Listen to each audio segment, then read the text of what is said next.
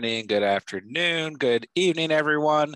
Welcome to The Catch, the NFL podcast, where we give you up-to-date NFL news, NFL debate, and most importantly, fantasy football predictions. Got John right here, the leader of the crew. And on the flip side, we've got our brainiac, for lack of a better term, Steven Scott. Yo. Very excited to be here once again for our second episode of The Catch.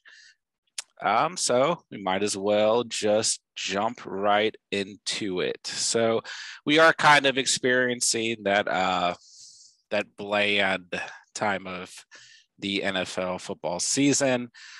So our weekly news stories are only so exciting, or as exciting as they can be. So for this week, we've got N'Keal Harry demanding a trade from the New England Patriots. Doesn't seem to be a ton of buzz around this, but there are definitely teams that are interested. And N'Keal Harry was a first-round selection in 2019, a great prospect coming out of Arizona State. Mm-hmm. Your alumni right there. Yeah. And my rivals at University of Arizona. So had to put that in there. Good to see how that plays out. But definitely a big physical receiver. And I think it was really interesting. I remember in 2019 when, during his rookie season, when he caught his first touchdown pass, there was kind of this buzz of, go pick him up in fantasy. He's going to break through. He dealt with some early injuries that season, if I'm not mistaken. So he's definitely available on most waiver wires. And then since then, not much has happened. And I feel like the same exact thing happened last year as well. He caught a touchdown pass and everyone said, oh, hey, there might actually be a number one receiver on the Patriots. Go pick him up in fantasy. And it just seems like this career has never really come full circle. So I don't know if you have any thoughts there. No, for sure. This is a guy coming out of Arizona State I was really high on. It's interesting to see that, a lot of star-studded receivers such as A.J. Brown, McCall Hardman, DK Metcalf, all drafted after N'Keal Harry. But coming out of the draft, I was actually very high on N'Keal Harry and thought he was better than a few of those guys. And for exactly the point that you said, is a big guy, go up, get the ball. And we thought he was going to come out to the NFL and actually turn out to be a great prospect. Turns out it didn't work out that way. But if you also look at this guy's career, he's had a lot that's happened. Obviously dealt with injuries, dealt with a very interesting COVID-plagued season that also had Cam Newton at quarterback, Jared Stidham at quarterback. The Bill Belichick system is not always the easiest system for a rookie to come into, a young player to come into. So my hope is that this guy, can go to another team, hopefully find a better fit, because this guy's got a ton of potential. You see receivers like this in the past, like Corey Coleman, the old speedster from Baylor who became a floater in the league and ended up just being a burnout. Don't want that to happen with anybody who's a star stud in the league. And, certainly hope the best for N'Keal Harry. I know there's been whispers of maybe Washington football team, Atlanta. I also heard the Saints as well, the two of the teams that we're going to be talking about today. Not sure if anything will kind of transpire there, but I do think he will find a team, but I don't think many people are going to be giving up too much for him. I think at most you'll get a 6th-round pick for the guy. It's interesting to see, you mentioned A.J. Brown, McCall Hardman, DK Metcalf. Those guys went to the perfect team for their skill set.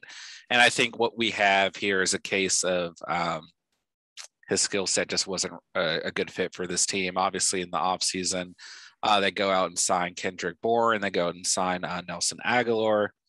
And hey, maybe it's for the best. Maybe it's for best interest of the Patriots to go out and trade him, and probably for his best interest to go play for a different team. And I think the Washington football team be a great landing spot, or even the Falcons or the Saints, like you mentioned.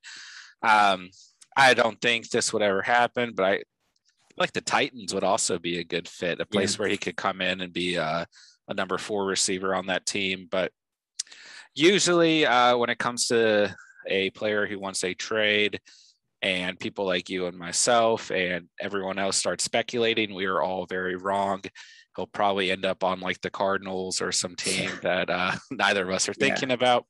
But like you said, we wish the best for Nicole Harry. And I do think there's still, you know, a lot of potential there as well.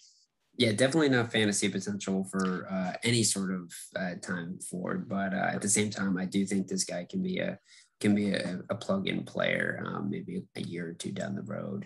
And if this guy joined up with the right team with a good, solid quarterback, hey, maybe he can be another weapon in Aaron Rodgers' toolbox whenever he does pick a team. Sure.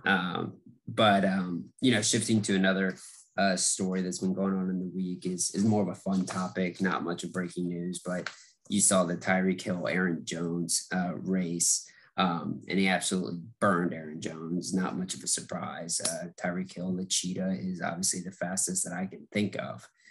But it starts to make you think after, you know, him and DK Metcalf kind of got into a little bit of a challenge on social media of who would win that. DK, obviously a different kind of speed, very long distance runner, but I think that'd be a good matchup. And honestly, I think, you know, you look at the two of them, I might take DK Metcalf in that matchup. I don't know who are you taking in that. Who you putting your $100 bill on? It's a hard debate. I think I'll stick with Tyreek Hill. I don't blame you. Yeah, and I think that he has. And you know, what are they going to do? A 40 race? Yeah, just 40. And when you watch Tyreek Hill, I can't imagine anyone faster than him. Yeah. And I mean, we've got their 40 times pulled up from their combine, and they are literally 0.3. Yeah. In the difference. 4, yeah. Barely anything, which is 4.29 and 4.33 with Tyreek Hill taking the lead. And I think it's important that you said the thing about the 40-yard dash, because it may be in a 100-yard dash. I would take DK Metcalf when he gets that length stretched out, kind of like in that when he made the tackle on Buda Baker on that pick 6. But in that short distance, Tyreek Hill is going to burn anyone. Yeah, I just whenever I think Tyreek Hill, all I think is speed. And when I think DK Metcalf, he is fast as hell, but I seem to think of that big physical body that go up and catch any ball. He just seems to be a more balanced player, although in terms of a race, that really has no impact, right? But just to get my mindset, when I think Tyreek Hill, I just think speed. He gets open from his speed. And don't get me wrong, he's got lots of other good attributes as an athlete, but with Metcalf, I think more in terms of a physical receiver, and in Tyreek Hill, I think in terms of a speedster. I would take Tyreek Hill still. I'd love to see it. And I thought it was interesting doing a little bit of research on this topic. A big part of why the Seahawks selected DK Metcalf when they did was because of that 40 time. That really elevated his draft status. So yeah, I hope there's a ton of these Tyreek Hill race challenges. There's been a lot of them so far. Yeah. I love the Chad Johnson one where he gave Ocho Cinco a head start. And if you haven't seen that, go check it out. But Ocho Cinco actually won, although he had a huge head start. But what is he? He's a hell of an athlete. I mean, yeah, absolutely. Now he's fighting, doing promotions, marketing. I mean, the guy's a genius. Legend. Him and Tio. Big Ocho Cinco fan. Yeah, big Tio fan. Fan. Big absolutely.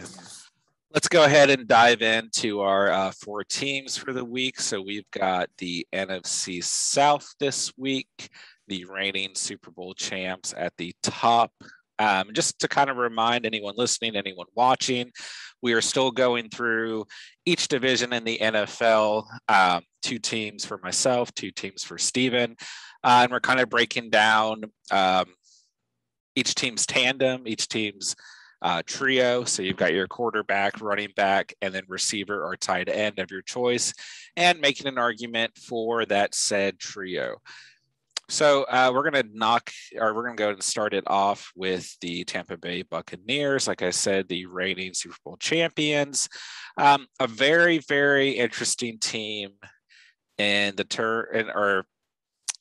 when you look at the fact that they are the exact same team from last year. Mm-hmm.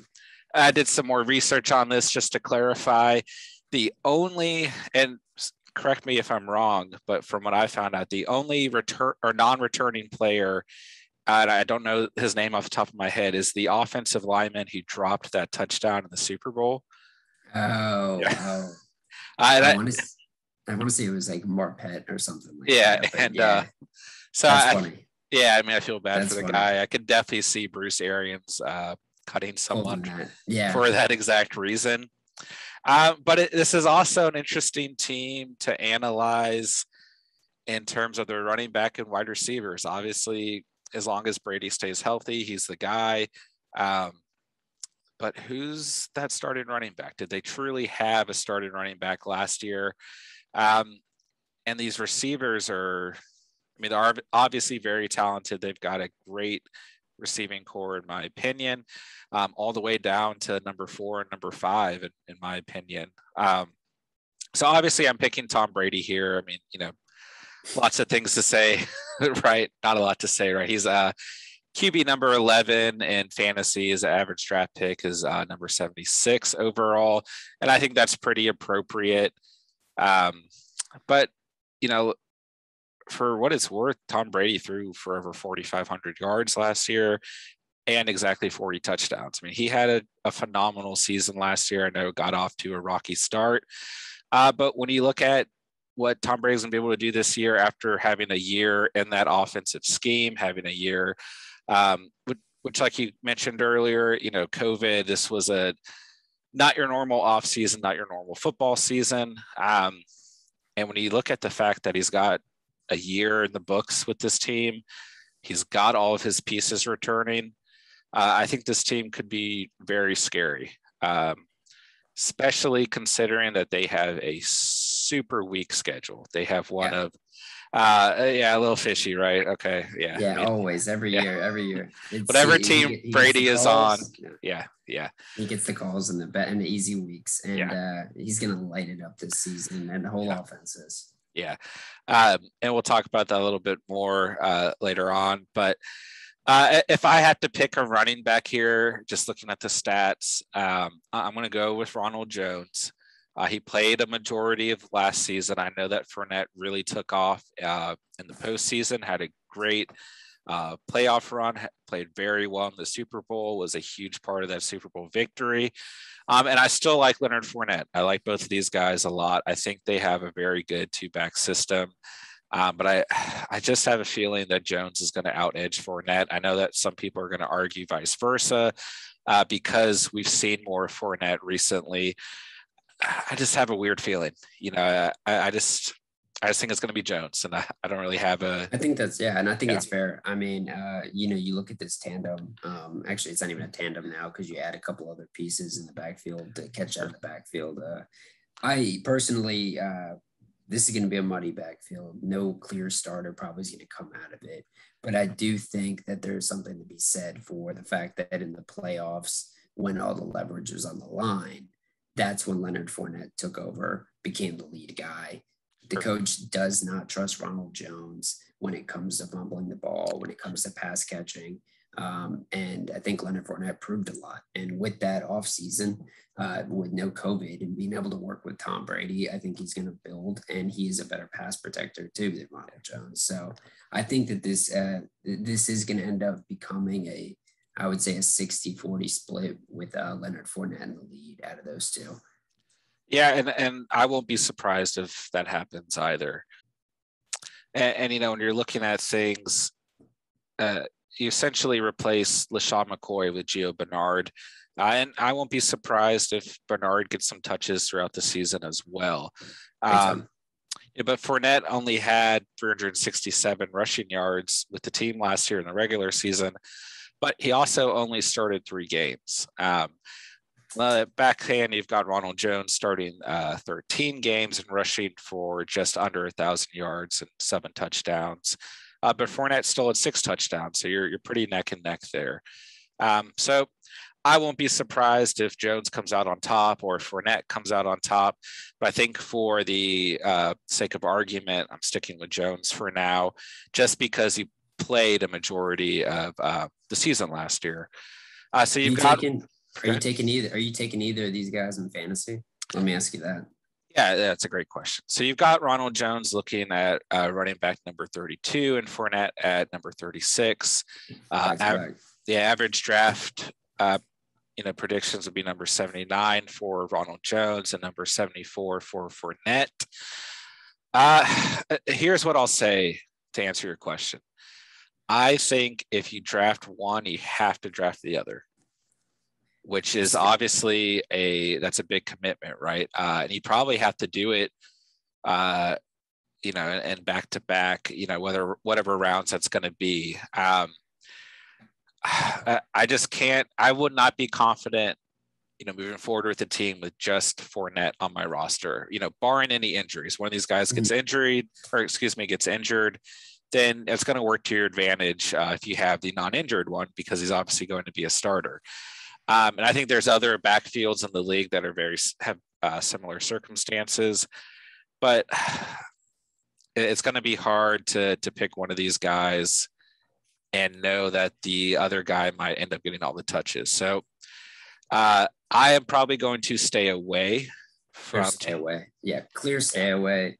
When you got a situation like that, even when you're saying it, where you're going to have to take both guys, probably back-to-back rounds, pretty high value because it's the Buccaneers offense.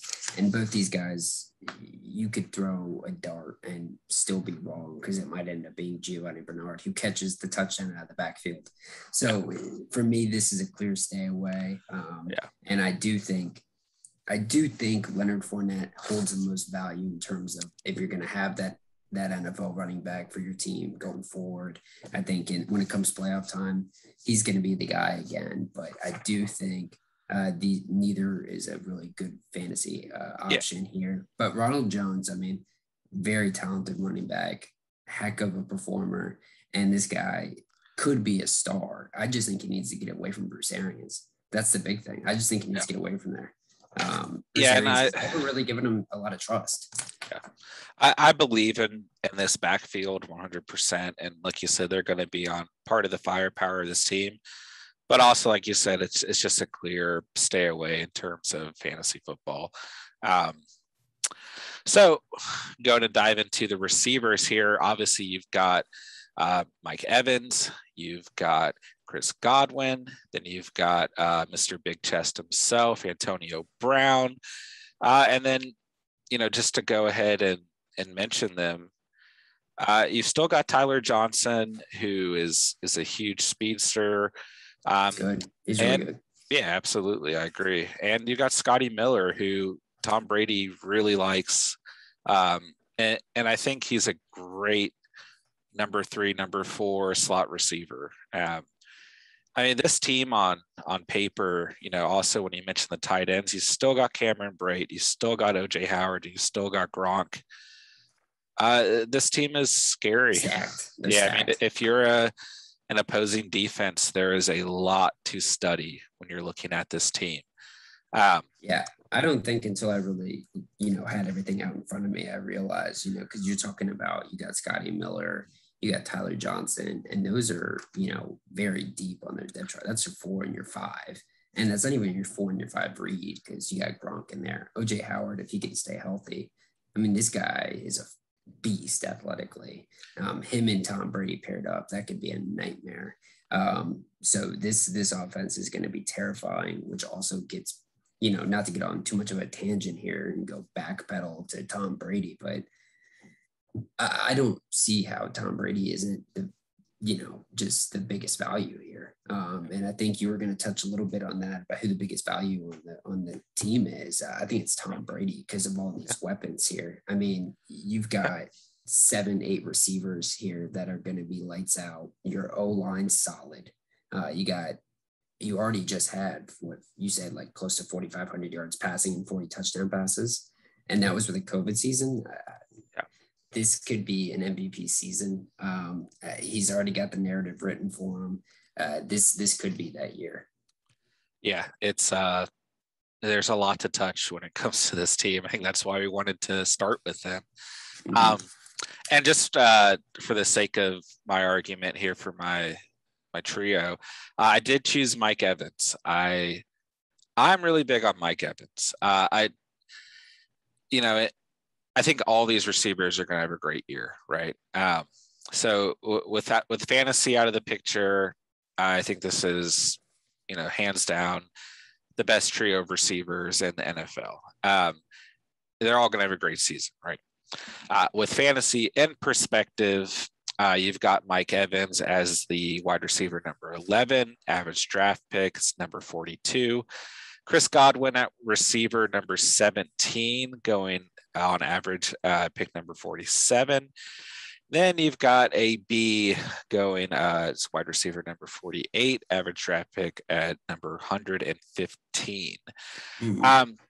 And I think from a fantasy perspective, I really like Mike Evans, but I would not want him as my number one receiver. I think if he lands and he lands to you and you already have a solid running back and a receiver, you snag someone early, Justin Jefferson, a Stephon Diggs, a DK Metcalf, and you get an early third round pick. I think Mike Evans is a great complementary receiver. And I think it's worth mentioning he had his best season in terms of red zone targets and touchdowns last year with 13 touchdowns. And Tom Brady has basically committed to Mike Evans in the red zone. And with everything we've already mentioned, that is huge. So once again, of course, if you're playing in a standard fantasy football league, this is a much bigger than if you're playing in a PPR league, because Mike Evans had his second worst year in terms of receiving yards last year. He was barely over 1,000 yards last year. Mhm. So I think there's obviously his lingering hamstring issues, but he is, I think, just that perfect number 2 receiver for a fantasy team. And he's going to probably have some inconsistency, right? And actually, now I'm thinking about it, I had him in fantasy last year, He and did. in one of my leagues there. And I mean, he's all over the place, right? But when he shows up, he 100% shows up. Yeah, he shows up, gets his touchdowns, like Yeah, you were saying. Even if they're 1 yard catches, yeah, he gets them. absolutely. And that's kind of my biggest beef with this guy when you talk about next season and how to value him. So there's two different ways. Obviously, there's a way of how looking at him, like you're saying. I mean, this guy's a great number 2 option if you're fantasy going for next year. I think this is somebody who built a tremendous relationship with Tom Brady throughout the season, throughout the playoffs, even in the Super Bowl. Mike Evans was definitely Tom Brady's guy. And coming into this conversation, I had a feeling you were going to pick Mike Evans, and I kind of reside with Chris Godwin. I think he's the clear better wide receiver. I think he is just superior. And I think Mike Evans is kind of on the back half of his career in terms of being able to continuously get these 1,000-yard seasons. I think Mike Evans, you might see him kind of regress to below 1,000 and maybe below 10 touchdowns, even with the extended season. If Chris Godwin's healthy. Yeah, and I think that's the biggest thing with these receivers is who's healthy. Yeah.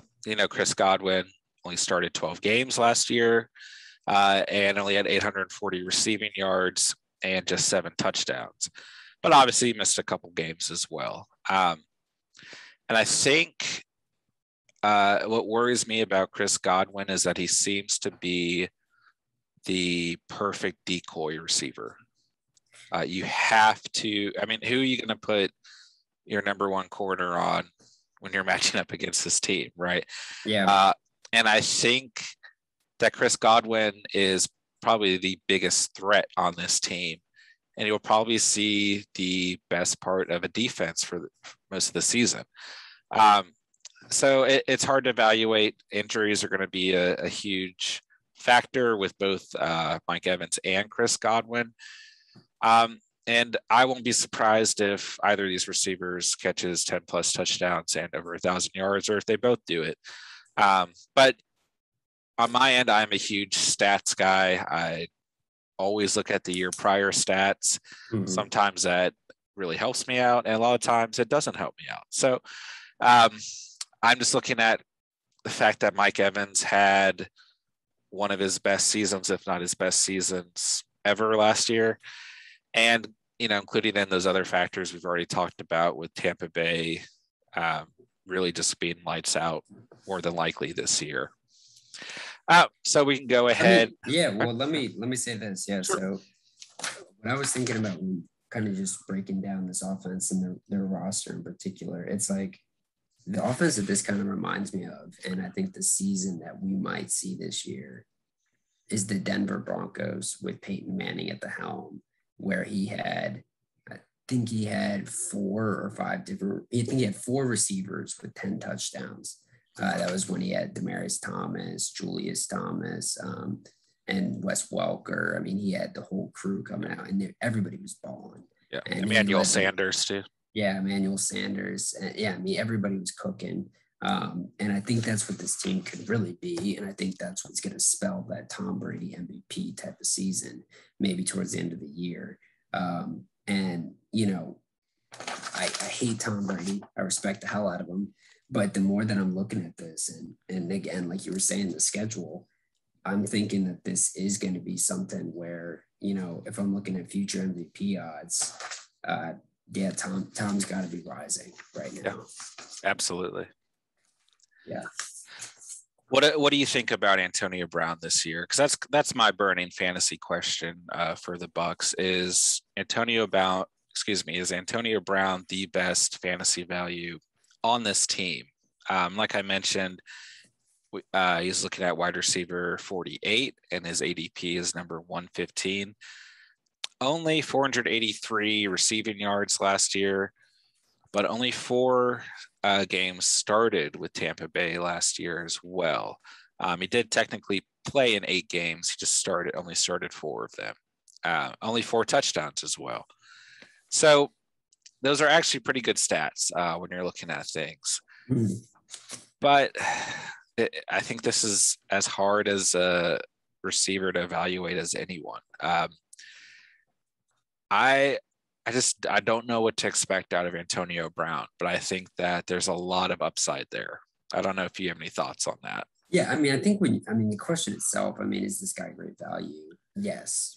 But it almost has less to do with him as a player and his situation and more to do with what his ADP is. Personally, so before the season, I was putting him on all my Madden teams. I was super stoked about this guy. I was going after him in some of my leagues, trying to just stockpile on him to see if he would explode. When I watched him though, and I don't know if you feel the same way, he felt washed to me in some sense. He felt a lot slower. He didn't look like he had that crisp thing that made AB who AB was, which was that unique route running ability that would just always separate from the defender. And because I think he is that perfect slot guy for a Tom Brady. But then you've got these other guys like Tyler Johnson, who's a hell of a route runner, super fast, showed incredible hands in the postseason and the regular season. And you got Scotty Miller too. And so it's like, is he really going to be that much of fantasy value, or is this somebody you're going to take late and then probably drop because he doesn't do anything for a couple of games? Yeah, I don't disagree with those points. And I think that's kind of the gamble with this offense. You've definitely got Godwin and Evans at the front. And if we're talking about Tom Brady throwing 10 touchdowns to 3+ receivers, someone else is going to, at least score 5 to 6 touchdowns this year, right? Whether it's Gronk, whether it's AB, whether it's Scotty Miller. And I think that's where the upside is, obviously. But with any upside, there's always a gamble as well. So I've thought about drafting Antonio Brown, just, like you already stated, his he's going very, very late in fantasy drafts. I like him more as a PPR value than a standard league value. Absolutely. But I do want to touch on your point as Tom Brady being probably the best fantasy value on this team. And I think it's similar to last week when we talked about Ryan Tannehill. Tom Brady's kind of falling in that same tier of QB 10, QB 11, QB 12, no pun intended there. But, right outside the top 10 quarterback predictions. I think he's going after Jalen Hurts and going close to like Ryan Tannehill, like a little bit before Kirk Cousins, and which just doesn't make any sense. The guy was really good last year. I think he was top 10 last year. Well, I think, it's kind of the same tale of Tom Brady. Is this the year he washes out? Is this the year that he's not as productive? Is this the year he finally gets hurt? The same questions over and over. But last year was a huge improvement over his last 5 years of football. When you look at the stats, he threw for more passing yards than any of the previous 5 years. And the last time he threw for over 30 touchdowns was in 2017.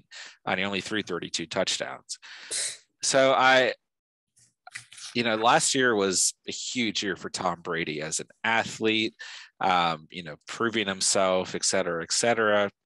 And I won't be surprised, like you said, if Tom Brady comes out and wins MVP this year, if this team only loses one game or only loses 2 games from benching players towards the end of the season. I mean, there are already rumors of this team going undefeated. They just have such a weak schedule.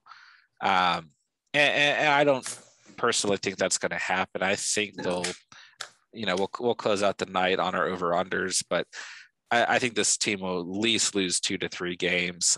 But I hadn't really thought about. Go ahead. No, yeah, I was just going to say, I mean, I think another thing with this whole team as a unit is this division already doesn't have that great a defense. I think the Carolina Panthers are getting a stronger defense, but you got the Falcons, really horrible. Saints, they definitely get a little shredded. And without Drew Brees at the helm, this could be a complete different roster. I mean, you're playing teams 2-4 times a year. I mean, it's just going to be easy pickings. It's always a shootout in these division games. I think maybe what we're kind of agreeing on maybe is that Tom Brady's the best value, but you look at a guy like AB, it's just so late in the draft. You got to take a shot on this guy because the upside's obviously huge. Yeah, and I think in 14-team leagues, 14-team PPR leagues, it's a great value. If you play in any higher leagues, 14, 16, 20, obviously a guy you're targeting, right? But I think the value is still there even for 10 and 12 team leagues. Maybe not 10, you might not have that need, but definitely someone to keep an eye on as the season is progressing and as the off season is progressing as well. So with that being said, I'm going to hand it over to you and let us dive into the New Orleans Saints, one of the 2 teams in this division who will not have the same starting quarterback as the prior year. Yeah, this is going to be an interesting team. Probably the total opposite in the division of the Tampa Bay Buccaneers at the quarterback position, as they have no idea what the hell they're doing. Currently got Taysom Hill and Jameis Winston, the Lobster Man, going at a competition here. Now, this is a situation where it's almost like the New England Patriots last year, where they see a quarterback in Taysom Hill, who clearly is not a clear-cut, quarterback that's going to go out there and win it with his arm and with his, his ability to sled the needle. It's going to be more of, can he use his athleticism, kind of like a Cam Newton was in New England. And can the coach up some schemes that's going to put them as a team in the right position to win some ball games? And I think my personal view on when you're looking at kind of breaking out this tandem, this trio for this team, I personally picked Taysom Hill here to be the best value at the quarterback position for them because I don't think either Taysom Hill or Jameis Winston is going to be a clear-cut starter for these guys throughout the entire season. I think they're going to split touches. I think Taysom Hill is going to have the ball in his hands in the red zone in the critical areas. And perhaps what you'll see is that Jameis Winston's in between the 20s gets him down the field because he's got that arm that can kind of spread the ball out, kind of get it down the field. I mean, he threw it. You can see the stats with the Tampa Bay Buccaneers. All those receivers had a hell of a lot more receiving yards when Jameis was there. But when you're looking at somebody who Sean Payton trusts, I think Sean Payton trusts Taysom Hill more than he trusts his kids and his wife. He's obsessed with him and gave him a fat contract. I still don't understand it. It's like the reincarnation of Tim Tebow. And I hate it personally for fantasy because he ruined Alvin Kamara. And I'm going to touch a little bit on that later on too, though. But before I kind of get on to kind of the next position groups and everything, I want to get your input on this quarterback battle here, because I think we are going to have some different views. Yeah, I mean, I think if there's any coach that can piece this together, it's probably Sean Payton, who's probably towards the end of his coaching career, I would assume. And I don't necessarily disagree with you, but I personally think that they will start Jameis Winston at quarterback position, and Taysom Hill will be on the field very often, whether it's playing tight end, running back, fullback, quarterback, receiver. I mean, they're going to move him all over the place. And I think there's going to be a lot of formations where we see both Jameis Winston and Taysom Hill on the field as well. I do think, we're only 2 years, well, 1 full year removed from Jameis Winston being a starting quarterback in the NFL. Mr. 30 for 30, 30 yeah, touchdowns, 30 picks. The only quarterback to throw 30 touchdowns and 30 interceptions in a season. But he did throw for over 5,000 yards in his last season with the Bucs. Hard to argue, him throwing over 30 touchdowns as a positive when he also threw 30 interceptions in the same season. But I think there is some potential for this team to still be able to come together. You did mention Taysom Hill ruining Alvin Kamara. And I think, this season we could see Alvin Kamara become the focus of this offense. I think that Alvin Kamara will benefit more from Drew Brees' departure in the sense that he could be the entire focal point of this offense. I don't think you necessarily think that, but I think that there's definitely a chance that Kamara becomes more of what Christian McCaffrey is for the Panthers, what Saquon Barkley is for the Giants, where 90% of the time they're just going to give him the ball because he's as talented as he is. And just briefly, and then I'll hand it back to you. I think it's interesting, at the running back position, you still got Latavius Murray on this depth chart, and he seems to be the perfect number 2 running back. Whenever Kamara is down, they just plug Murray right in, and he's rushed for over 600 yards with each season. He's been with the Saints, so I think that Latavius Murray is someone else who could take touches away from this offense as well. So there's a lot going on here, and we don't know exactly how it's going to shape out. Obviously, it's first season without Drew Brees. So I think your guess is as good as mine. But if I were to guess, I think that they hand the keys to Jameis Winston for now, but they use Taysom Hill almost just as much as they use Jameis Winston. I think this is going to be a very, very weird year for the Saints. And some people, are predicting that the Saints finish last in this division. Yeah. I don't know if I'm entirely there. They did win this division last year. I know it feels like Tampa Bay won the division last year. But the Saints won this division last year. So Yeah. I'll let you go. Yeah. No, yes. I mean, I think when you're kind of breaking down the, as I look at the trio that I picked out here, at quarterback, I have Taysom Hill. At running back, obviously Alvin Kamara. I know you touch on Latavius Murray. I do think he's a great backup running back. Very serviceable running back. Been great for every team he's been a part of. Has shown some real dominance in that Mark Ingram type of role for the Saints. And whenever he does play, he actually ends up turning up some good stats. And I think in fantasy football, it's worth locking him up at the end of the draft just to have that backup option, because let's say Alvin Kamara goes down, all the touches are going to him. But, when you talk about Alvin Kamara and how you see it maybe as a positive that Drew Brees leaves, that's certainly a narrative. And I think that narrative could turn out. But I take it from the sense that what you saw at the back half of the season with Taysom Hill was the stats for Alvin Kamara tremendously go down.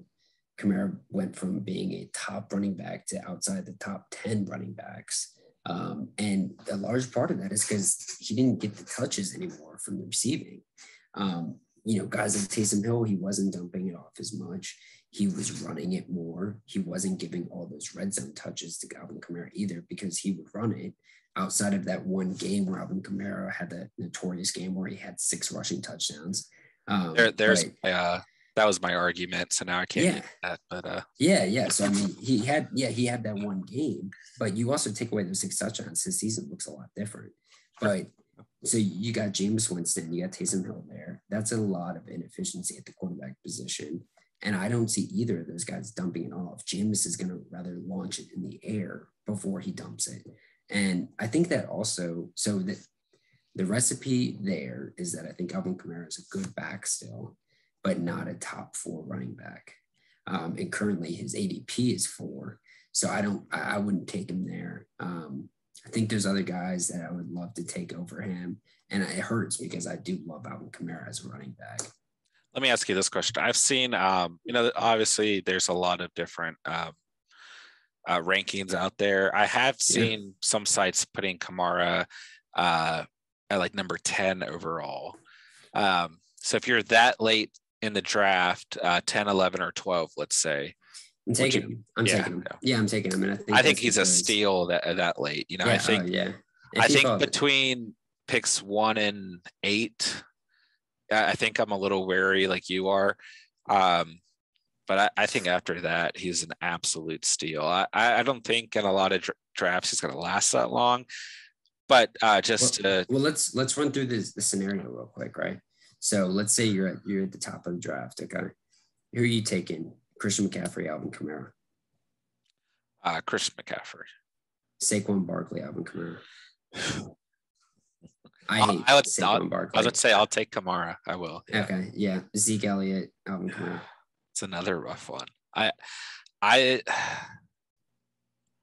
think that's a toss-up right there. Yeah, it is. I'm going to take Zeke on that one. I'm going to take Zeke. Yeah, I think the Cowboys are going to have a lot of firepower this year, and I think Zeke's going to be a focal part of that.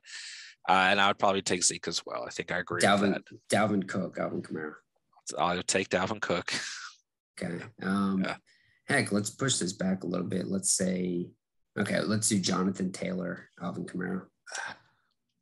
Hey, last week we talked about the AFC South. Yeah. We talked about that Colts backfield, and I really like Jonathan Taylor, but I think he's got more competition than Kamara is going to have.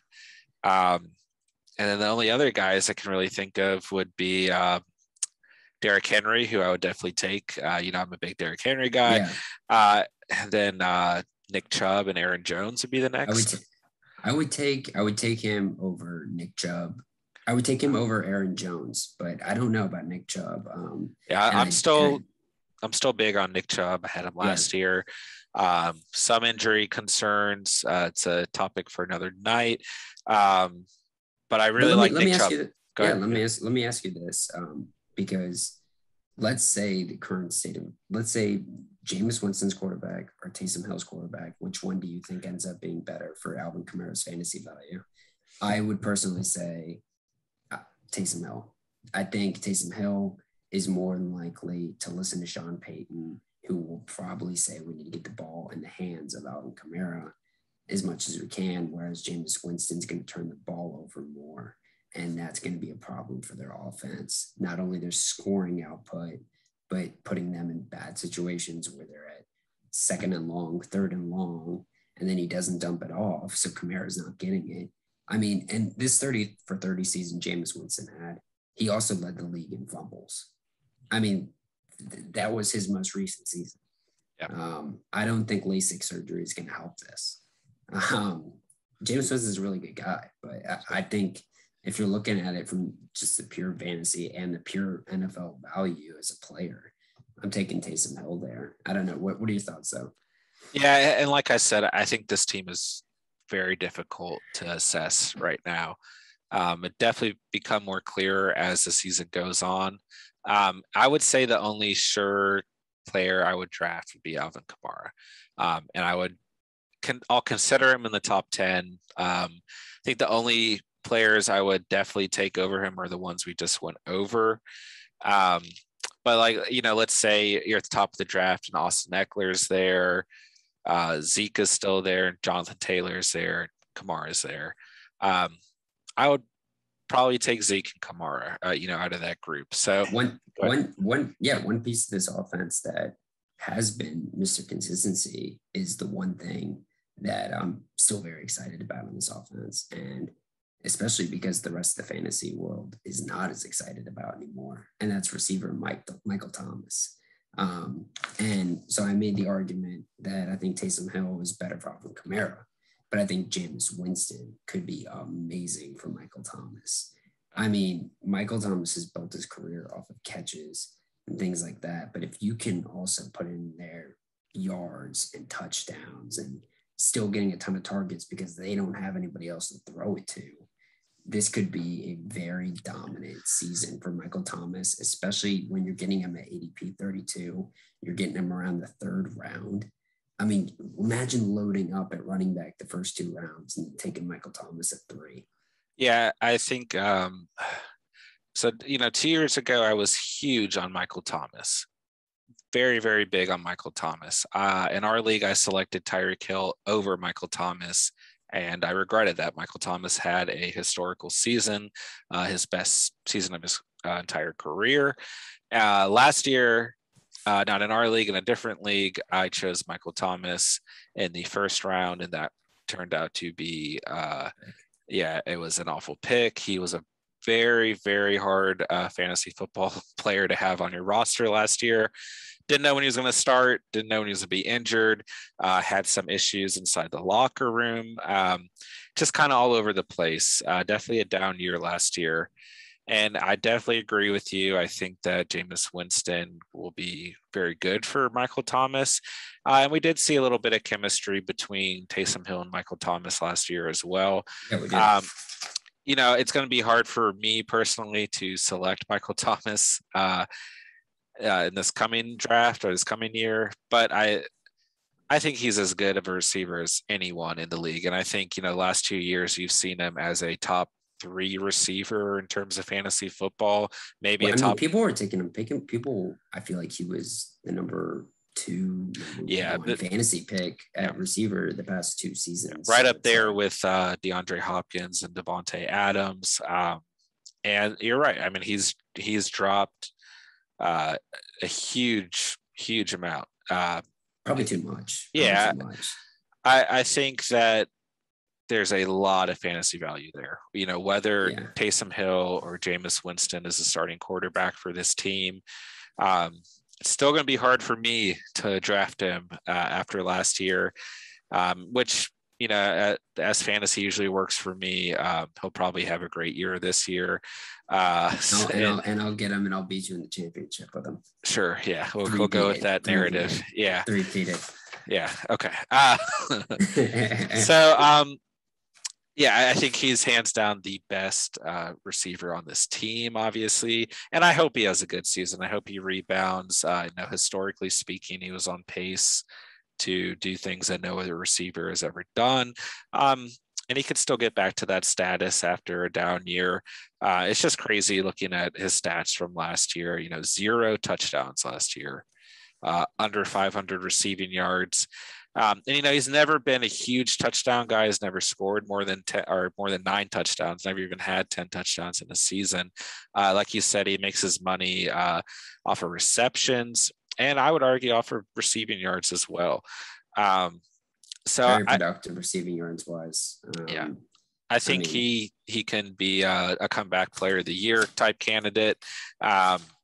I think going to have a huge bounce back. So I'm excited to see what he does. And he's definitely someone I've got, on my board, someone I'm looking at, keeping in mind, when he is kind of floating around, because I think a lot of people are going to pass on him. And like you said, you stack up at running back early, as you and I traditionally do, and Michael Thomas is sitting there probably in that same time that Mike Evans is floating around. I think those are 2 guys that could definitely have big seasons this coming year, and I'm excited to see what Michael Thomas does. Yeah. I'm excited to see what the Saints team in general does.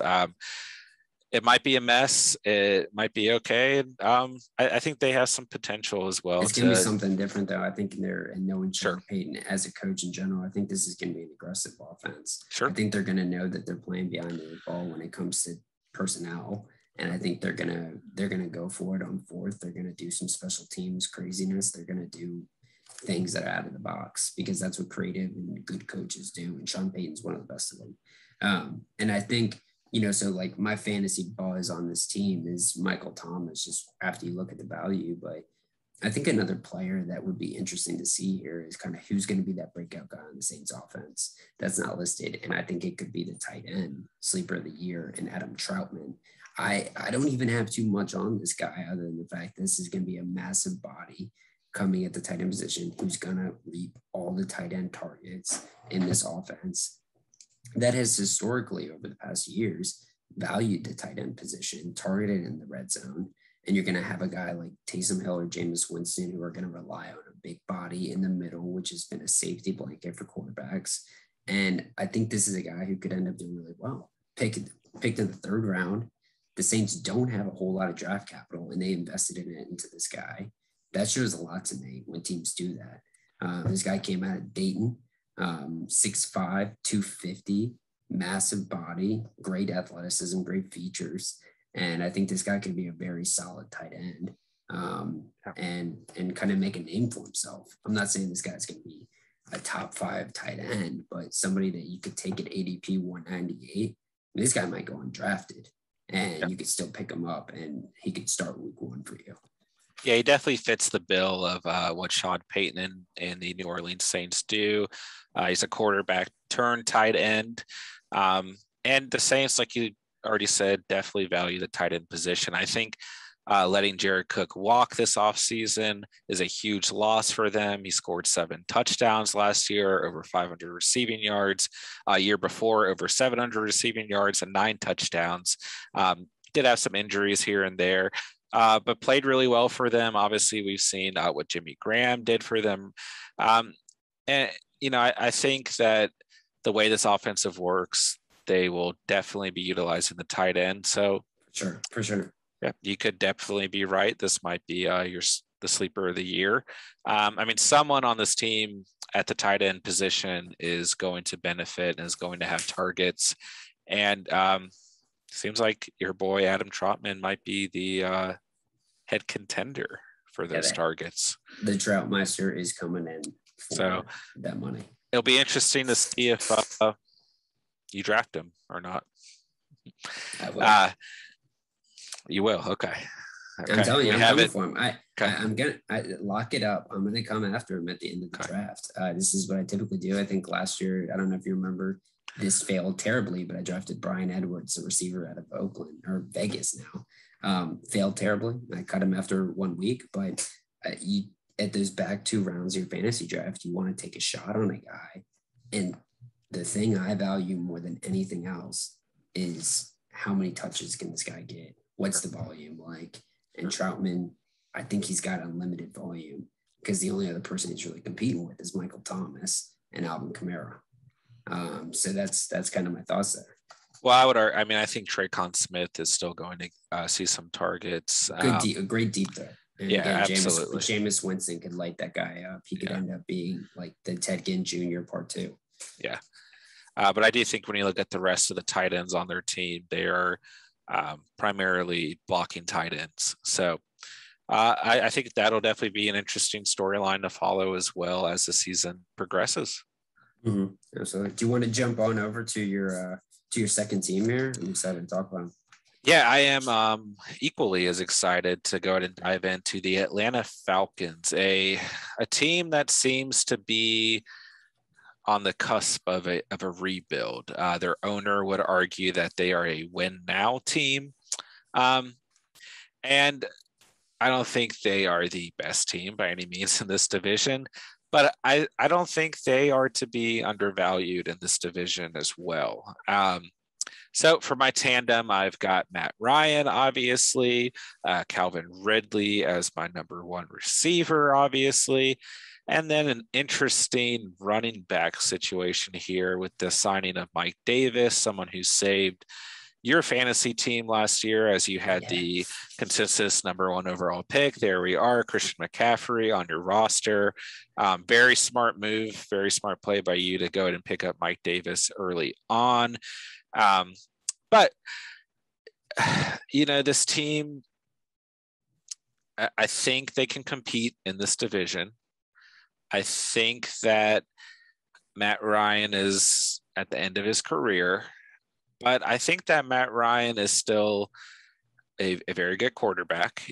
He's going at QB number 14. His average or his ADP is number 120. And I think that's appropriate when you're looking at his stats. The interesting thing about Matt Ryan is in his NFL career, he has only thrown for more than 30 touchdowns twice, including his MVP season in 2016. His average touchdown per season, touchdown passes per season is 25.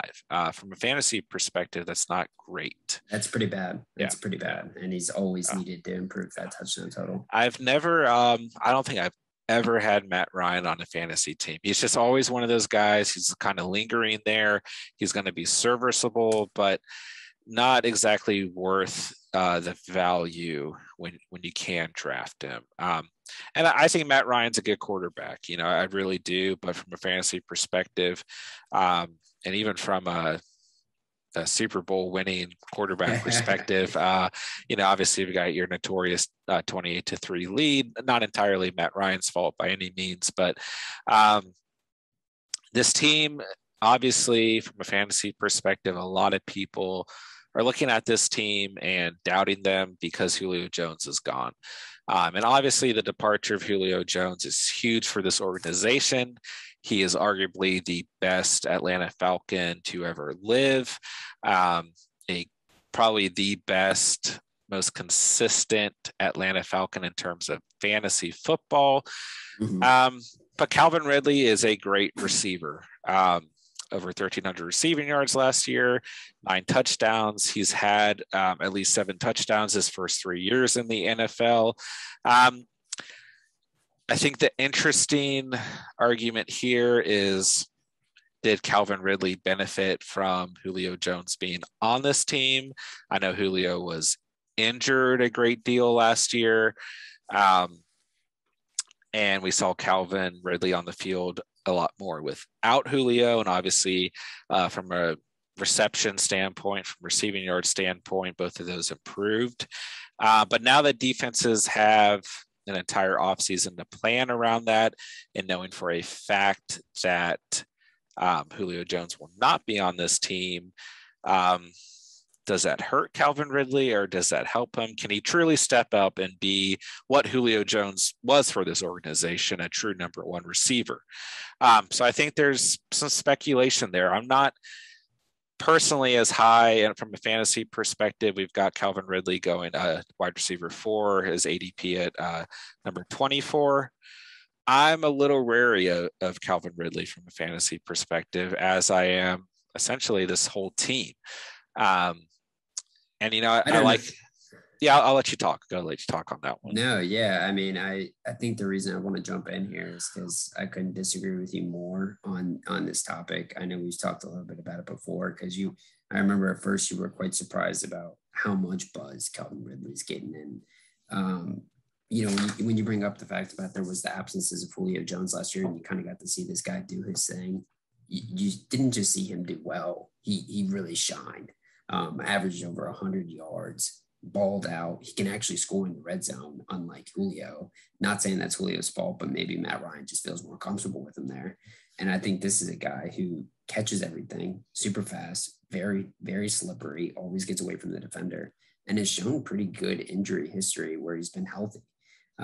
So I think Calvin Ridley is a guy who I know, right now you said ADP 24, wide receiver 4, maybe number 4 is a little, I don't know. I'd probably take him in my top 5 wide receivers. There's only a couple guys that would definitely take over him, but I think the thing that you got to bake in when looking at Calvin Ridley for the fantasy perspective is this is going to be a team that's behind a lot and throwing the ball a lot.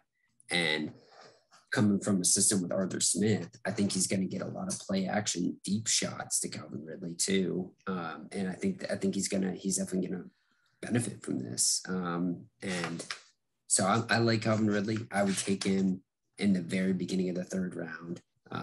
And very much so consider it if I was at number 24 in that back half of the 2nd.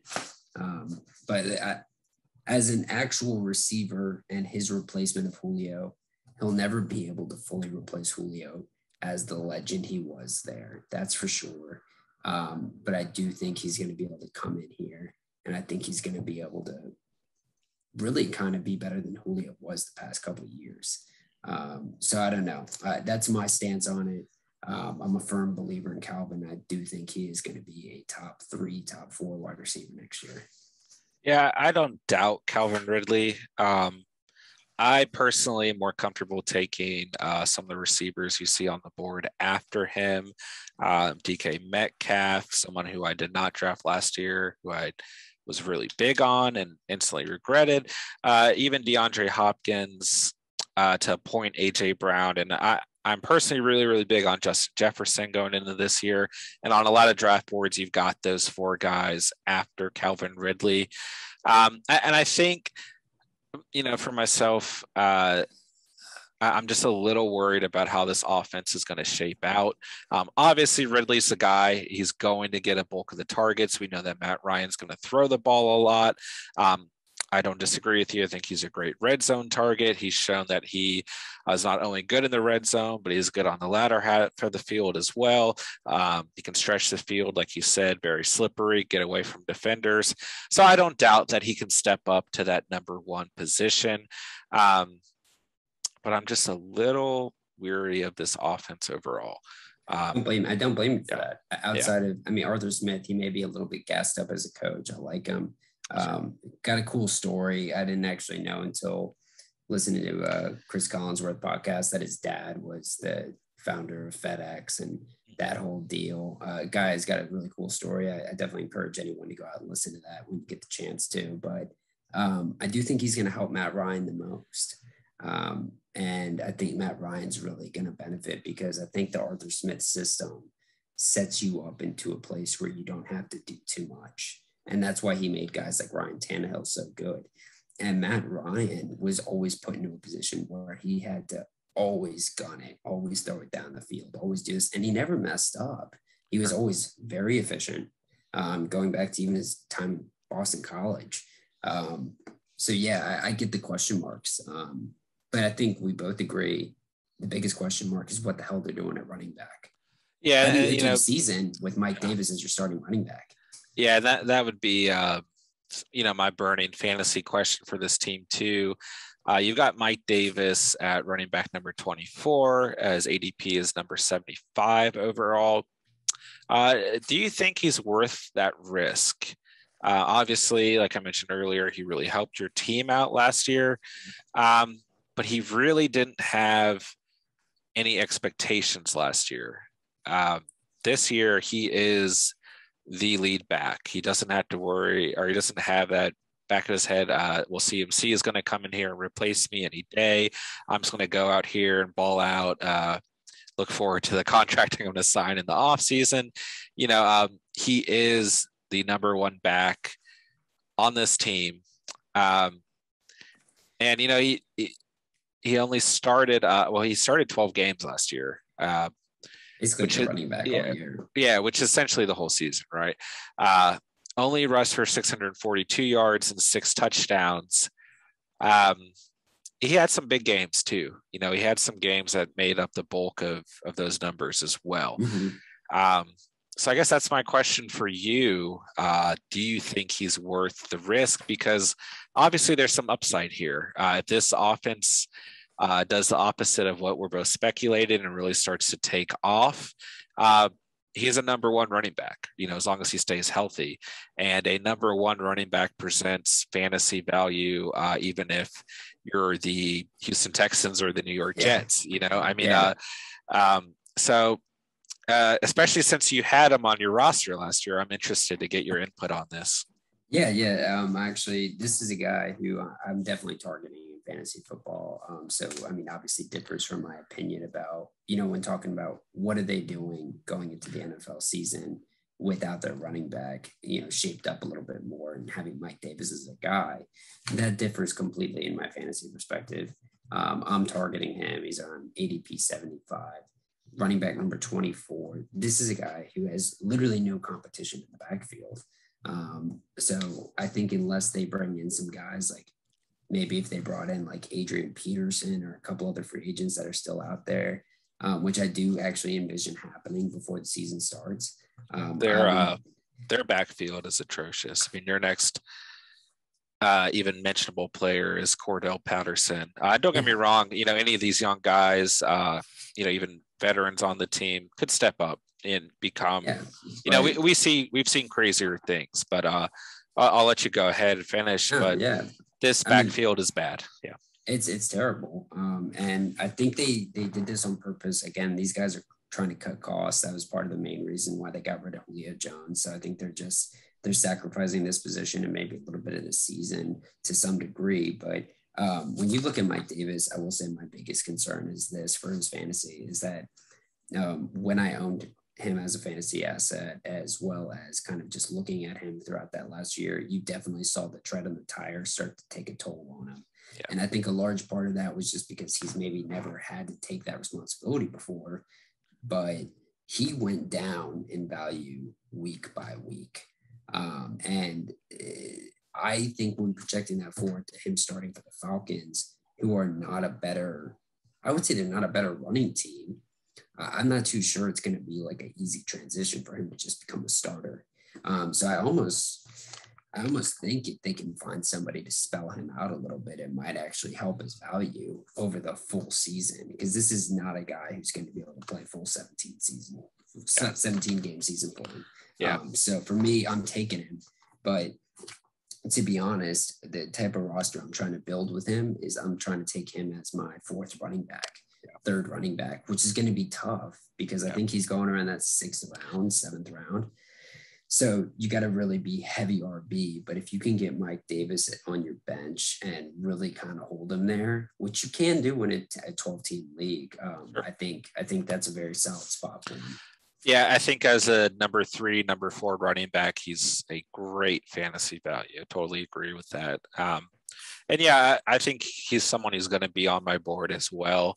I'm just interested to see, I think there are people out there doubting this offense. I think this offense will actually be pretty good.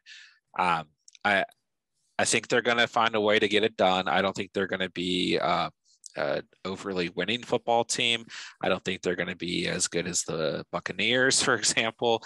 But there's going to be a lot of fantasy value on this team. And I think it stems mainly from Matt Ryan, Mike Davis, and Calvin Ridley, obviously. But I am going to take this opportunity to segue into a bonus question that I kept secret from you. Okay.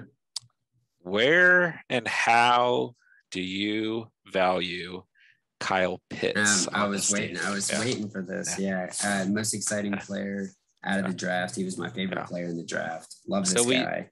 He's going, consensus tight end 9 right now. And I've done a lot of mock fantasy drafts. I've seen him go before that. In I that, thought he was going around fifth, sixth round. yeah, I mean, his ADP is landing at number 71. Yeah. So obviously a ton of upside there, right? What number 3 overall pick, if I'm not mistaken? Yeah, number 3 overall pick. Yeah. And he was worth the pick too. I think this guy is somebody who can change your entire offense. There are even rumors and speculation that the 49ers trading up, that's who they were going for. I mean, that's how talented this guy is. When we look at last season, Hayden Hurts over 500 receiving yards and 6 touchdowns. So we do know that Matt Ryan likes to target the tight end. And yeah, I think, I have never been someone who drafts rookies. I'm usually scared to draft rookies. But I'm also someone who's very big on sleeper tight ends. I never want to draft a tight end early. I've never been that guy, but I truly believe in the tight end position when it comes to fantasy football. So this is a guy that I have on my radar. And I'm really interested to see what he can do. I think he's going to be a superstar.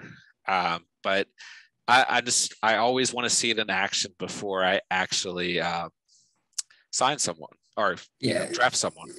Yeah, and I mean, I think this guy I think we both agree, and everyone really is out there humming his name about this guy is going to be a superstar. I think somebody, DJ just came out, Mike Mayock's apprentice, Daniel Jeremiah came out and said, if there's going to be any Hall of Famer out of this class, it's Kyle Pitts. And that's because this guy is really just built like a freak and has shown skills that we just are not used to. I think a really good comparison is maybe Vernon Davis, who had a great career, wasn't a Hall of Famer by any means, but great career. And I think they've got similar build and skill set. I will say in fantasy perspective, I'm not targeting him because of where he's going. And I think with tight ends, there's a very small difference between number 4 through 7, 8. And so you really, if you don't get that top 3, it's not really worth it. And when I look at the tight end position, I'm thinking that Travis Kelce, Mark Andrews, and, George Kittle are going to be your guys. Darren Waller as well.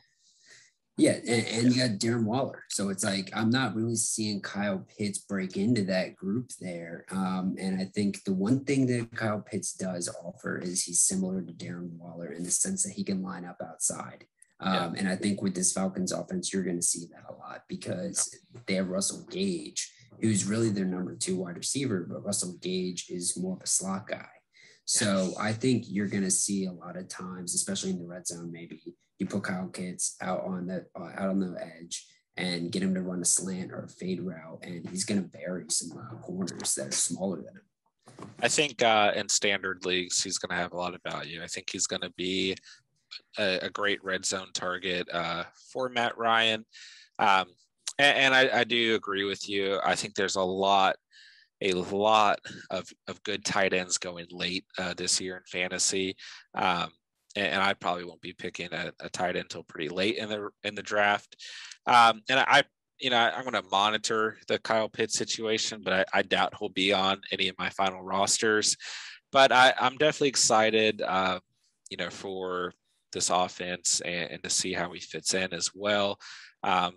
This is a team once Madden comes out, this is the offense I'm using. And it's actually almost entirely built for that. The reason is because of Kyle Pitts. I want to play with this guy.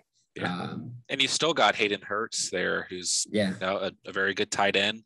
And we've seen Austin Hooper in years past. He's now with the Browns, but we've seen him kind of flourish as a tight end with the Falcons and Matt Ryan as well. So I definitely think that Kyle Pitts is going to have a good year. But for me personally, it comes back to that same just weird feeling. I just do not draft rookies. And it's fallen in my face a lot of times with guys like Saquon Barkley and Ezekiel Elliott, and the list goes on and on. But it's just a weird fantasy. I try to listen to my gut, and that's always been part of my gut feeling. But he'll go Yeah. to a team, and I'm sure he'll be a serviceable tight end at the least. And eventually, I think this guy's really going to take off. So I think it's a great selection by the Falcons. There's a lot they could have done with that pick. Could have traded it away. They could have really had all the power, and they kept it there, and they got definitely a player who's going to be around for a long time. So on the I will say, there's a good chance that they end up regretting years down the road that they didn't take Justin Fields, but that's just me. I think that was a mistake. I think when you got a quarterback that's there, you always take the quarterback. They drafted Julio. They traded up when they drafted Julio, and, he was great, but they never won a Super Bowl. So that's kind of what I'll say there. But I think, go ahead. What better quarterback to mentor a young quarterback than Matt Ryan? Yeah, seriously. It'd be very similar to that Alex Smith, Patrick Mahomes. Just a great veteran, a stand-up guy, highly respected in the league. Very rarely has had a bad season in the NFL. I think he'd be a great mentor, and I do hope that they draft their future quarterbacks soon, and that they let Matt Ryan kind of help shape him. So yeah, that would be my final comment there. Yeah, and I think it's a good transition point with these Falcons over to the Mike Davis's old team, the Carolina Panthers, to kind of look at their tandem or their trio, which I picked out at Sam Darnold, Christian McCaffrey, and maybe a little bit controversial, but I got Robbie Anderson at wide receiver here. So I'll break them down here. But at the top, Sam Darnold, obviously the big storyline of the year for these guys.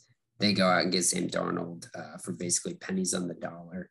This guy's a very much so a depressed asset coming from the Jets with Adam Gase. This guy's super young. I think he's like 23, 22. He's younger than me and you. And this guy has played seasons in the NFL. He's a seasoned veteran, and he's gone through hell and back. This is a guy I've hated his entire career. And I still am not super high on the guy, but I think that there is something to acknowledge is that he's got great athleticism. He's got one of the best balls in the league. He's got great accuracy, great touch. And he's got sneaky speed. There's that rushing touchdown he had last year where he just like broke off. I think it was like a 30 or 40-yard rushing touchdown where he was just running through defenders. So Sam Darnold, he's an interesting case. It's going to be interesting as we kind of talk through him and kind of the predictions for next season. And just to wrap up quickly on the fantasy side, I mean, ADP 199. This guy is like undrafted. I don't even think there's really a large discussion on the fantasy side here. This is not somebody to target. This is not somebody to even really talk about. Less to talk about than even Taysom Hill would be or James Winston would be. And I think there's a good chance that Sam Darnold comes in here and improves, but by what measure is going to be the real question. And I'm very hopeful that he can turn his career around and that he can actually become a starter for the Carolina Panthers going forward. Because this is a guy, like I said, that has one of the best arms in the league in terms of accuracy and touch. Yeah, definitely a lot of question marks there. And I think that's, there's, like you said, more question marks than the Saints. Probably in this entire division, this is the biggest question mark. Will Sam Darnold really show that potential, really come to be the quarterback that he was projected to be? We briefly touched on our last episode about the next greatest quarterback always coming and always being projected. And, I would argue with his draft class that he was right up there with Baker Mayfield and some of the other guys we saw as being the next best quarterback for the NFL in terms of prospect. And I'm really excited to watch the Panthers. Me too. I'm very excited about this team. I think all these teams are going to be interesting to watch this year. I think this is going to be an interesting division with probably the Buccaneers obviously being the number one seed, but I will not be surprised if we see a wild card team come out of this division. And I think the Panthers have as good of a shot as the Falcons and the Saints do. Yeah, I think, as I was, I think my introduction to Sam Darnold seemed maybe a little harsh, and maybe I was a little bit pessimistic about him. But I will say there's a lot of potential here with Sam Darnold, and that's part of the reason I'm so excited about this Panthers team because you got Matt Rule, head coach, Joe Brady, an assistant coach, two offensive gurus, and then you got Sam Darnold, who is going to be away from Adam Gase, away from that nightmare in New York, less publicity, less press in Carolina. It's going to be very easy, very chill for him to just kind of take his head off of everything else. Similar to the Carson Wentz scenario in Indy, I think he's going to be able to kind of get his head back into the game and be around better people. But then when you talk about the talent around him, you got Christian McCaffrey at running back, who is literally a quarterback's best friend. You can hand it to him. You can pass it to him out of the backfield, out of the slot, wherever. Just give him the ball, and he'll give you some yards to get your momentum up and your motivation up to keep going and your confidence up. But then breaking that even further, you got Robbie Anderson at wide receiver, DJ Moore wide receiver, Terrence Marshall Jr., the rookie from LSU at receiver. All three of these guys are not just proven guys that every level that they played, but they're also very electric. When they get the ball in their hands, they can go. And Robbie Anderson, I picked him for my receiver out of this trio. And there's a couple of different facets for that. I think Robbie Anderson and Sam Darnold, obviously they had the chemistry from back in New York. Not putting a ton of stake into that, I mean, they were shitty in New York. I mean, that team sucked. But I do think that Sam Darnold and Robbie Anderson did kind of connect, especially on the deep ball. But the one thing about Robbie Anderson that really excites me is the fact that how he's been used in this offense with Matt Rule. He seems to almost be the PPR machine there. He gets a ton of receptions. I'm pulling up his stats right here, but last year, which was surprising, I wasn't expecting it, but last year he comes out with 95 catches, leads the team, I believe, 1,000 yards receiving, 3 touchdowns, but kind of did opposite of what we all thought. We all thought he was just going to be a burner, deep ball guy, but this guy ended up being kind of the underneath guy. So obviously, that makes it kind of edge out a guy like DJ Moore, who I think a lot of people would predict that the number one, but I'm going to take your old strategy of looking at last year and saying that, I'm going to say that Robbie Anderson was the best receiver last year, and he's going to carry it over and be the best receiver this year. Yeah, I 100% agree with you. I like Robbie Anderson a lot. I like him in this offense a lot. I hadn't even thought about the previous connection with Sam Darnold and him being on the Jets together. But I think that's a great point. And, I think from a fantasy perspective, the reason I like Robbie Anderson so much is that his ADP is around 86, and you've got DJ Moore going around 57. And I think Robbie Anderson really benefits from DJ Moore playing in that number one receiver role. And I think whether you're playing PPR or standard, DJ Moore only had one more touchdown last year and just under 200 more receiving yards than Robbie Anderson. So I think you can make an argument, whether it's PPR or standard, that Robbie Anderson has far more value just from where you can draft him at. I think he is a perfect number 2, number 3 receiver for a fantasy team. If you really want to load up on running backs, if you want to get tight ends, quarterbacks early, Robbie Anderson's going to be floating around unless you're in a league with me or Steven, apparently, who are really big on him. But I think that Robbie Anderson's going to have a great year. I think that DJ Moore will probably have a pretty good year too. Yeah. I think their stats might closely resemble each other once again. But out of these two receivers, I do agree with you. I like Robbie Anderson. Overall, I like him more, whether it's a fantasy perspective or not. I will note that I think David Moore, not DJ Moore, was a really good offseason addition for this team as well. He's not an amazing receiver. He scored 6 touchdowns for the Seahawks last year. I had him on my radar at certain points in the season against bad, defenses, things like that. But I think that he's a good player. Yeah, I mean, he actually made a significant difference for that Seahawks team, especially when teams started covering DK Metcalf over the top and kind of limiting what Russell Wilson was doing when he was cooking. Russell started turning to David Moore. So, yeah. And I love the addition of Terrace Marshall Jr. that you mentioned as well from LSU.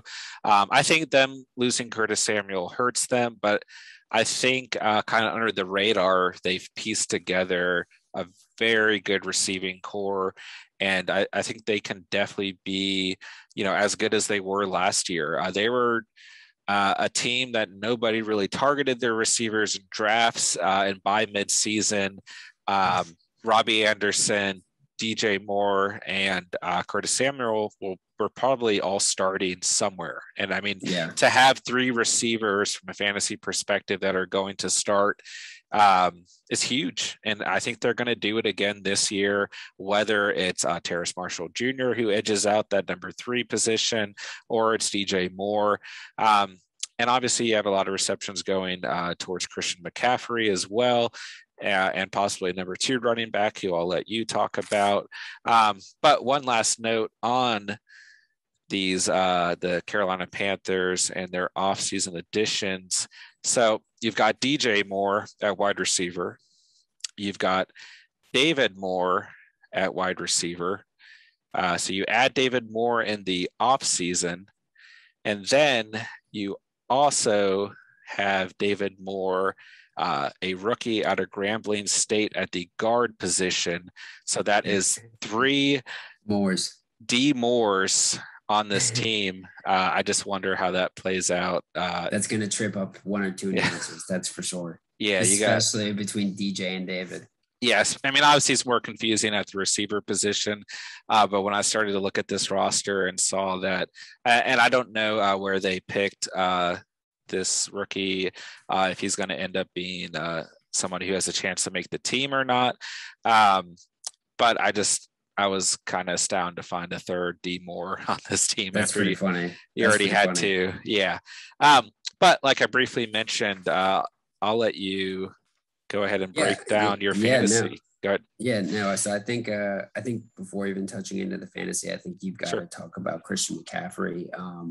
And because this kind of does bring up a 2-part fantasy question in terms of Carolina Panthers. But for starters, Christian McCaffrey coming back after an injury-plagued season didn't really obviously make much of a difference at all to the Carolina Panthers, largely just not there, which led to the Mike Davis awakening. 225 yards rushing for the season and 150 yards receiving with 3 games under his belt. This is coming off of, 3 years before where he was really showing his worth. And in my opinion, and I think largely around the league, Christian McCaffrey is the clear-cut best running back in the NFL, and the best running back the league has seen in quite some time. Really, the best guy I can compare him to is someone like LaDainian Tomlinson, who can do everything out of the backfield and literally is a team's offense year over year. It takes the amount of touches he can take. So I'm expecting very big things for Christian McCaffrey. I think they are going to spell him out a lot more after seeing how badly their team will go to if he gets hurt. So I think it was no coincidence that they go out and draft Chuba Hubbard at Oklahoma State, running back who almost won the Heisman before kind of some things happened on the back half of the season. But this is a guy who's extremely talented, has proven that he can be a workhorse in his prospective college. And I think Chuba Hubbard can come in here and really spell out Christian McCaffrey really well, because they are similar in their type of gameplay, where they're both used to being a 3-down back who can do about everything that you ask him to. Chuba Hubbard currently at ADP 186. I don't know what you think about these two fantasy questions that I'm going to throw out here. I'll kind of go one by one. But for starters, is Christian McCaffrey still a number one fantasy draft pick for you? With everything that happened last year, with the additions that they made in the offense, really investing into that receiving core, and then also bringing in Chuba Hubbard, who is clearly going to take carries away from Christian McCaffrey this year. I think it's a good question. I would cut off my left foot to not have the number one overall pick every year in every draft I draft in, because I hate the number one pick. I laughed hysterically when you got it last year. But for me personally, I think he has more upside than any player in the entire draft. Combined with other players. Yeah. Yeah, it's really hard not to pick him number one overall after what we've seen, what he can do.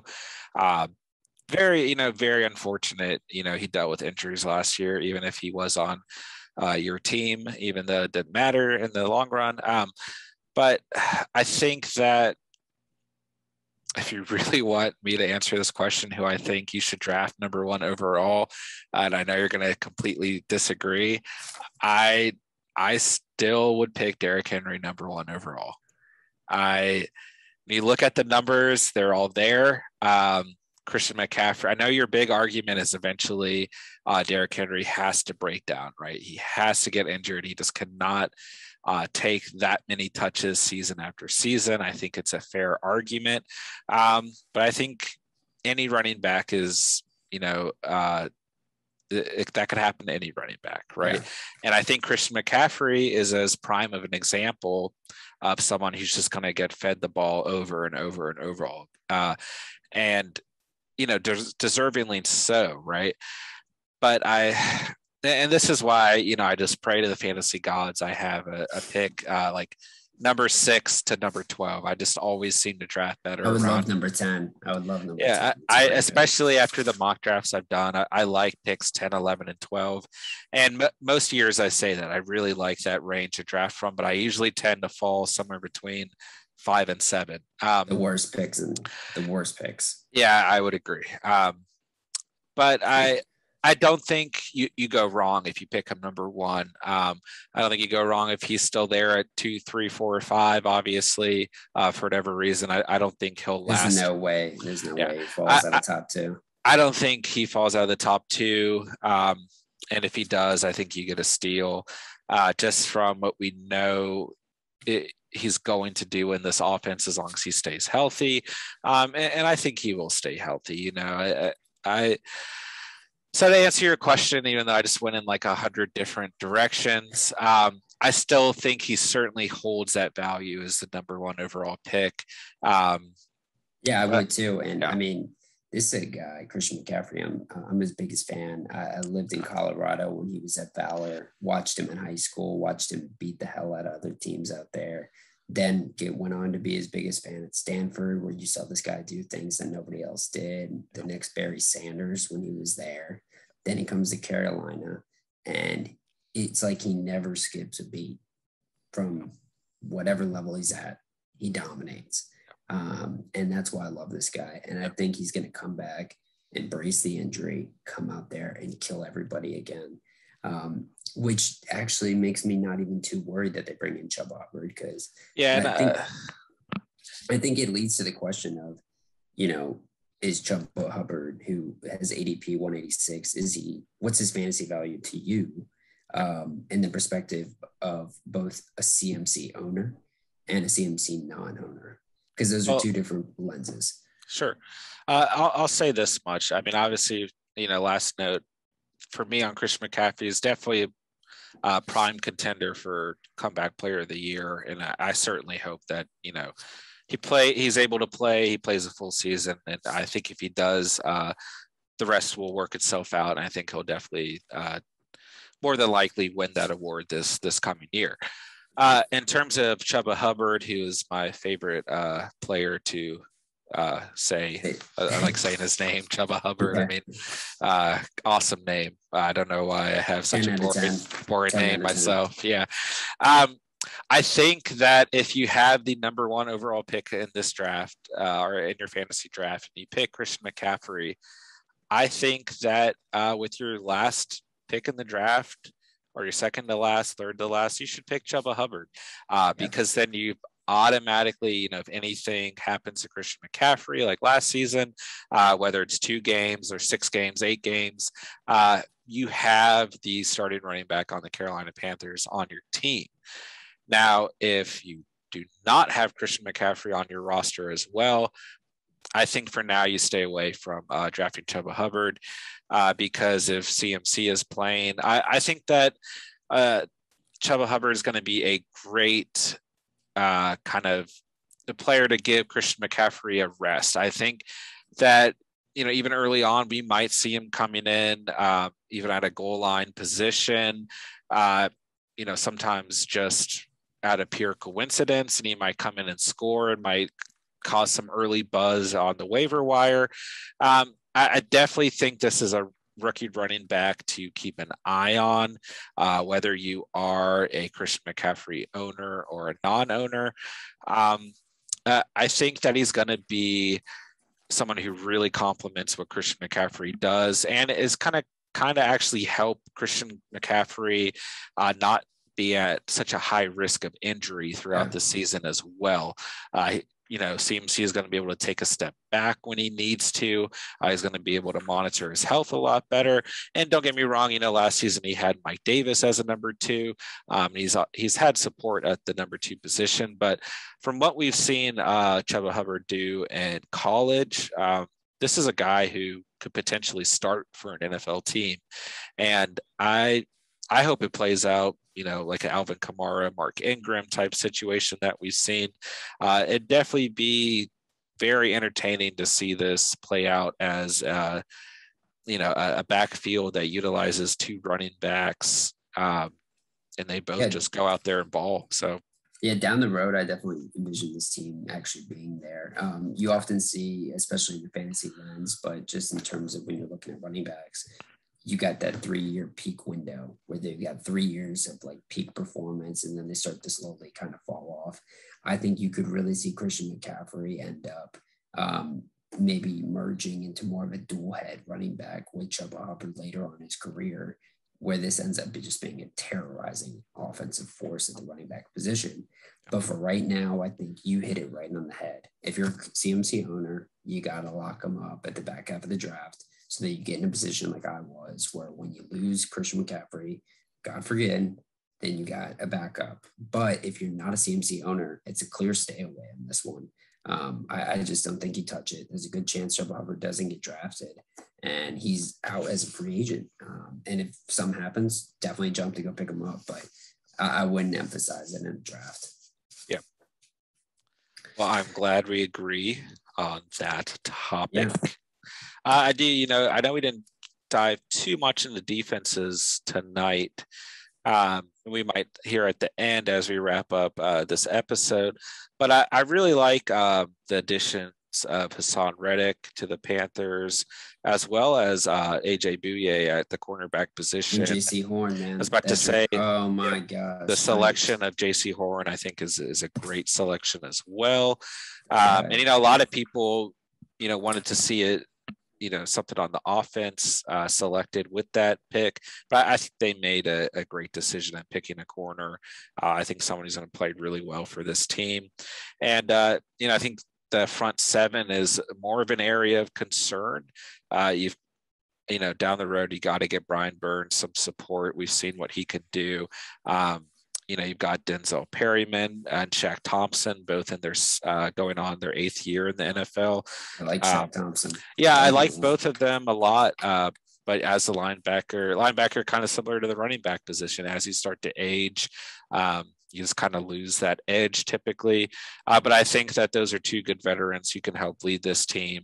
And I think Dante Jackson at the corner position has improved over the years. I think he's going to be a great player. opposite JC Horn. And like I mentioned, AJ Bouye being there as a veteran presence, I think, this team can play very well defensively. He's a great man coverage options there with JC Horn and AJ Bouye. JC Horn out of South Carolina, hell of a competitor, reminds me a lot of Jalen Ramsey. I was actually very surprised when they took him, when they also had the chance to take a guy like Justin Fields. Seemed like a lot of teams just kind of passed him up to take another guy that they liked more. And I think a lot of that reason was JC Horn quickly turned into, this guy has got talent upon talent. He's dripping with it. And I think he's going to bring a swagger to the defense that they didn't have. Sure. This defense has been lacking a swagger for some time, but with a guy like him matched up with Brian Burns on the front, this could be a defense that has a lot of potential going forward. And I think this conversation kind of leads into our DraftKings over-under win total segment of the week. And we kind of talk about, what we think of the over-unders that are currently listed out there, and kind of just maybe talk about the teams more at large, not just that offense. And so with the Panthers, let's just start there since we're already kind of diving in on it. They're currently at the bottom of this division with an over-under win total of 7.5. What are your thoughts on that? What are you taking, the over or the under on there? I'll take the over. Okay. Yeah. And I think there's a lot to be said about that. I would also take the over on that. I think when you're talking about they're going to be playing the Falcons in this division, they're going to be playing the Saints. I think they can get a win there. I think this is a team similar to the Colts in the sense that if they can get the quarterback position right, this is a very good team. I think they can make it so that Sam Darnold doesn't have to do too much. And then they have this defense, which is largely improved over the past 2 years. And these guys can really win a bunch of games here. And definitely. I like this Panthers team. I think they have the most to be excited about in terms of looking at the bottom three teams in this division. I want to like the Falcons as much as I like the Panthers, and I want to like the Saints as much as I like the Panthers. But it just seems that Matt Rule has done a good job in his second year of head coach in terms of kind of getting the pieces to the puzzle put together. And I like his defensive mindset. I like taking a quarter early in the draft. I like, and it feels weird to say, but I just have a good feeling about Sam Darnold in this offense. And I like, everything we discussed tonight. I like the playmakers around him. You've got, the best running back in the league. Certainly the most talented running back in the league. You've got a pretty good offensive line. You've got tight ends that can play. There's nothing outstanding there, but you've got tight ends that can play. And I think their defense took the right steps in the offseason, which I don't know if I can say about some of the other teams in this division. So I will certainly take the over. And, before we dive into any other teams here, I think, like I mentioned earlier, one of these teams will end up being a wild card team. And it's hard to say which team. And this is one of those divisions that there always seems to be a wild card team involved. And now, with an extra wild card team added each year, I won't be surprised if the Carolina Panthers sneak in there, a 9-win team. 9-win.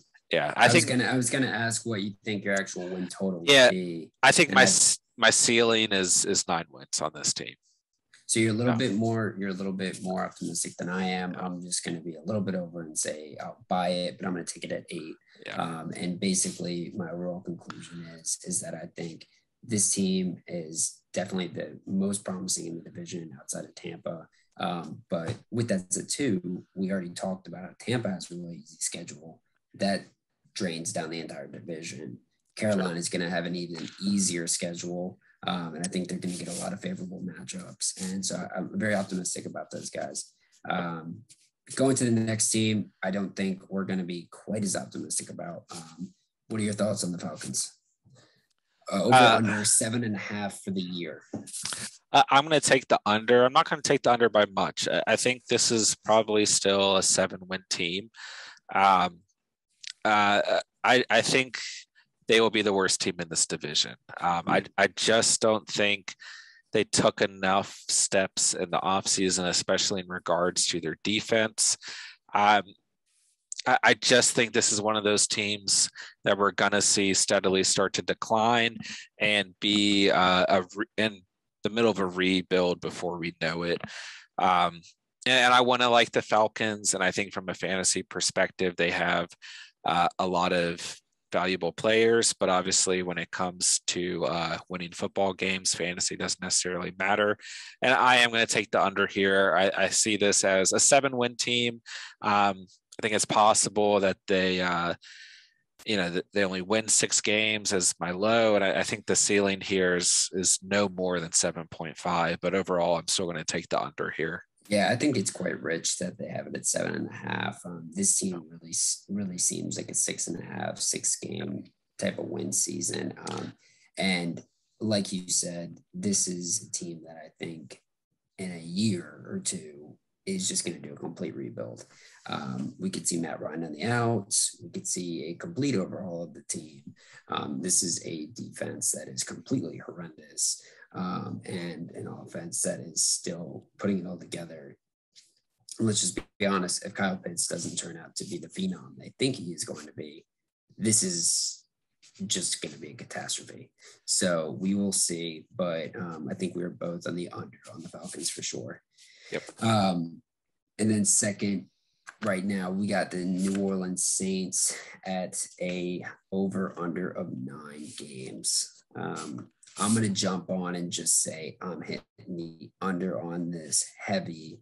I think this team actually has a chance to be the worst team in the division quite easily.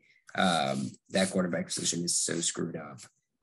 It's not healthy for the rest of the organization. Alvin Kamara got hurt.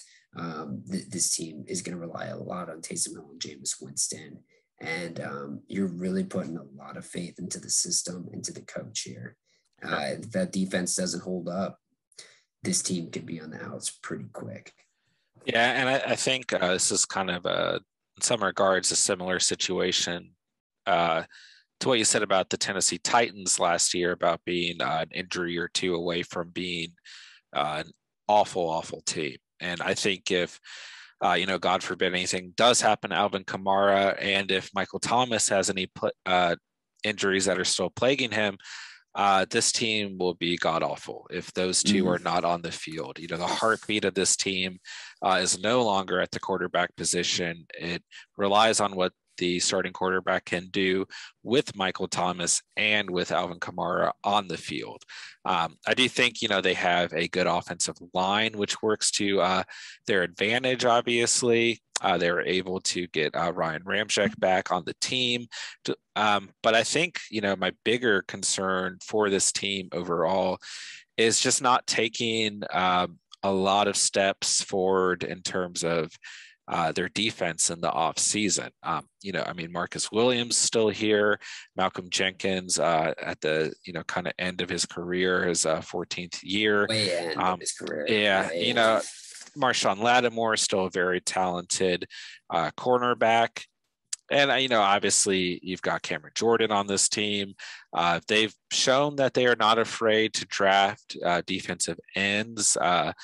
Drafted Peyton Turner pretty early in this draft, who a lot of people had a lot of question marks. This was a very unpopular draft this season. Yeah, I think Demario Davis is a great linebacker, but once again, he's toward the end of his career. He's a veteran presence, and you got to give some of these veteran guys like Cameron Jordan, like Demario Davis, even like Marshawn Lattimore and Marcus Williams, who are both, played 5 years. I would consider them to be pretty established veterans by now.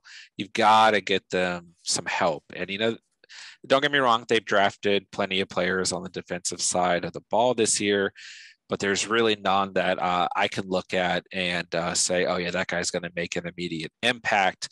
Don't get me wrong, any of them could. We've seen, you see all kinds of things happen in the NFL. No, I'm gonna say, quite frankly, I don't think any of them are even going to make a difference on the team. Sure, yeah, and I think that's my biggest issue with this team. As many issues as there are on the offense, when this team was a big contender, when they lost to the Rams in the NFC Championship, a big focal part of this team was out of nowhere, their defense got really good and played really well as a unit.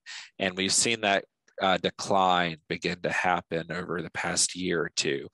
Um, and that's just where I worry about them. I think under Sean Payton and barring any injuries, this offense is good enough to win about 8 games. And that's kind of the answer on my end. I am taking the under, but I still think it's possible this team wins about 7 to 8 games. Yeah, I'm taking 7.5 games here. Yeah. So yeah, 7-8 games. I think yeah, and I think that if you were to really shape this division up, and you were to look at that bottom 3 of the Saints, Falcons, Panthers, there's definitely a world where the Saints are second to last. Yeah. And then there's another world where they're dead last. But it's not going to be easy for them to get that second spot. But that brings us to the team with the highest over-under prediction for next season for the NFC South division, the Tampa Bay Buccaneers, 11.5 game over-under win total. What are your thoughts? I'll take the over all day on this. I think this team wins at least 13 games, if not more. I will take the over all day. We've already touched on it in the beginning of this episode, but I think this team is just going to be lights out. And I think last year they got ignored a lot. I had a really good feeling about this team last year. If I was a betting man, I probably would have made a lot of money last year. And I wasn't vocal enough about the fact that I thought this team could beat any team in the NFC. Obviously, it sounds good to say that now, but I truly had a good feeling. I would think of the Eagles a couple years back up against the Patriots in the Super Bowl. I had this weird feeling that the Eagles could beat that Patriots team, and it was due to their overall roster and the depth at each position. Mm-hmm. And I think, with this year, I have that same feeling. This team has a lot of good teams on the roster, and they have a lot of depth on their depth chart. And I think they have shown what they can do as a unit. They have a whole offseason together. They have all the momentum in the world. There are a lot of rumors around this team, and I certainly don't want to blow anything out of proportion. But I do want to mention this other weird feeling I have of when we saw Tom Brady decimate the momentum of the Seattle Seahawks, everyone saying that Russell Wilson was going to be the first quarterback to have a three-peat. The Seahawks are going to be the first team to have a three-peat. In more recent years, obviously we've got the Kansas City Chiefs. We've got everyone in the league, or every fan of the league saying there's no way any team beats the Kansas City Chiefs. The Super Bowl, they're going to have a three-peat. And here comes Tom Brady with however you view Tom Brady. It comes in and ruins the day and beats Patrick Mahomes in the Super Bowl last year. And I certainly hope that doesn't hurt the momentum of who the Kansas City Chiefs are. But I also certainly think that the Tampa Bay Buccaneers will win a lot of football games as long as they can keep this group together. And I think they're as big of a threat as any team in the National Football League right now. Yeah. I'm going to double down on that. I think they have the over here, and I'm going to be even more aggressive and say I think they win 14 games here. Easy schedule. Very easy schedule. Again, loaded team. What's different between this team and the Falcons and the Saints is that they can afford to lose players. Outside of Tom Brady, they can lose almost 2 players at every single position group and still be okay. This is a team that really changed my entire perspective of how you can win a season. Is if you got to load up on depth. Very different in the NFL as it is across other sports like the NBA, where you need to have depth. It's not a 1 or 2 person sport. And this team has multiple people on the D line who rotate in and out and just come out to attack you. I think Lorenzo Alexander, ex-Redskin or ex-Washington football team player, and Bill came out and had the Tampa Bay Buccaneers as the number 2 defensive line coming into the next season. And I can't disagree with that. Only number 2 to the Washington football team. But I think this D-line is going to come back, be very hungry. And I think that is what makes this Buccaneers team so good, is obviously the offense is extremely lethal, but that defense doesn't give it up. And I think this is a team that comes back. They win 14 games. They're right there back in the NFC Championship. I do think they're not a lock for the Super Bowl like we've given other teams in the past, like the Chiefs or the Seahawks or the Patriots. I do think this team, they're going to have to go through a lot of heavyweights. I think the Niners are going to be back into the story. The Rams, you obviously got the Packers once A-Rod finally does come back. You've got a lot of teams here that are going to be right back into the thick of it. But I do think this Buccaneers team is not just the favorite in the division, but the favorite in the conference. And I think, interestingly enough, the toughest games, for the Buccaneers this year would be this kind of early stretch where they've got a week 1 sleeper openings, of the coming season. They're going to, play the first game against the Cowboys. I could see that as being loss. I could see them losing. Yeah, and then week 2 against the Falcons, I think they rebound there. But then week 3 and 4, you've got the LA Rams week 3, and then the New England Patriots in week 4. And just imagine if this team comes out, loses week 1, gets an easy win against the Falcons, but hey, maybe even a close win, maybe a 1-2 score game there, and then loses week 3, and then of all games to lose, week 4 against the New England Patriots, Tom Brady's first time facing his former team.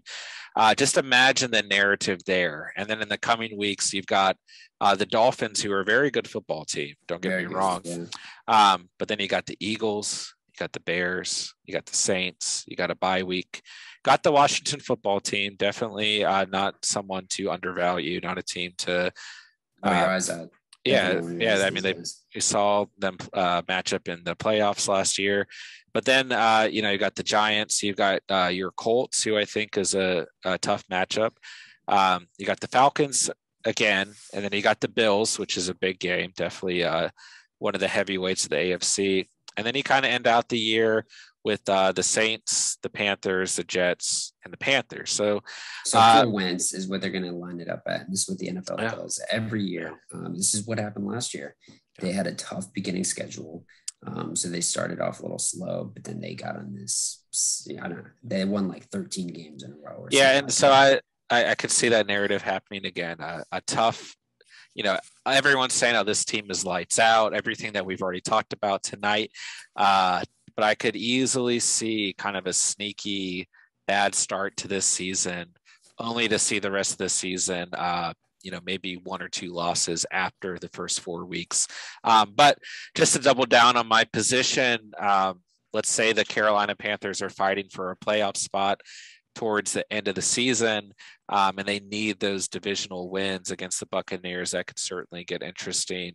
But we could also certainly see this Carolina Panthers team not be very good, and those be easy wins. So certainly interesting to see how this 2021. I mean, I wasn't as familiar with their schedule in the opening quarter of it, but I think the NFL is almost hoping for that struggle so that they come into New England at maybe 1-3 or 2-2 potentially if they lose to New England. And it's like, that's a massive storyline. The tickets are already, the cheapest ticket there is over $1,000. I already know. I mean, that's going to be a rocking crowd. Absolutely. And so I think that there's a lot to be said about, Tampa Bay may come out struggling, but this is a team that's going to, as Tom Brady always does, find its stride towards the end of the year when it counts. And I do think they hit that 14 win total for sure. And again, I think if they do hit that 14 win total, I think Tom Brady's the top 3 MVP candidate. Yep. Yeah. It's going to be an exciting season. I'm super stoked. I like this division a lot. I think there is certainly a lot to get into tonight. Um, and doesn't it feel a little bit better? Tom Brady potentially having a lot of success. Doesn't it feel better that he is no longer on the New England Patriots? It's Makes a lot better. your It's a hate lot better. is slightly declined Oh, there. I tell you, So yeah, I tell you uh, now, he's not kicking our butts in Indy, it and definitely it makes things seem a little bit more interesting after all those years of the Patriots just dominating the AFC. So, um, I think the NFC is certainly super interesting. And I'm super excited for the NFC South and what they're going to do this year. So I think that's a good time to go ahead and wrap up our second episode of The Catch. So we thank you all very much for listening, for watching, for joining us. And we look forward to jumping into next week's episode in the coming week. Anything you want to close the night out with, Stephen? no, yeah, just thank you guys for again checking in.